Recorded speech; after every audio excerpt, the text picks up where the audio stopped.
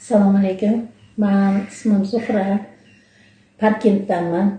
Menga bundan 2 oy oldin ichak saratoni deb diagnoz qo'yishdi.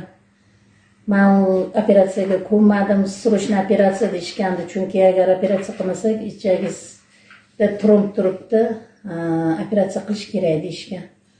Operatsiyaga rozi bo'lmadim, chunki yuragim ko'tarmasdi. Hammani haligi nimalarga jigar bormi, yurak bormi, hammasini analiz topshirganimda xullas ko'nmadim.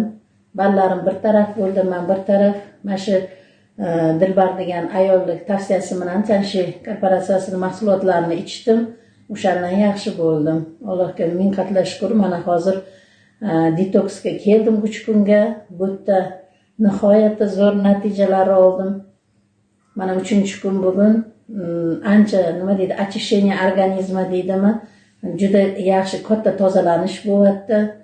Hammaga tavsiya qilaman. Bu mahsulotlar tabiiy ham juda foydali ekan. Hech qanaqa ichida tabiiy nima deydi, ximikat yo'q. Hamma ishonib ichishini tavsiya qilaman. Mana shu kompaniyaga ham o'z minnatdorchiligimni bildiraman. Men tavsiya qilgan insonlarga minnatdorlik bildiraman. Ularga Alloh rozi bo'lsin hammasidan ham. Jamila Hashimovna mana tashkil qilib, har bir viloyatlardan shuncha insonlar kelib hozir detoksda qatnashyapti. Bir tomondan sog'lig'imizni tiklasak, ikkinchi tomondan manakay madaniy hordiq chiqarishyapti. Hamma juda zo'r taassurotlar, juda zo'r natijalar bo'lyapti. Insonlarda manakay qurtlar ham tushyapti.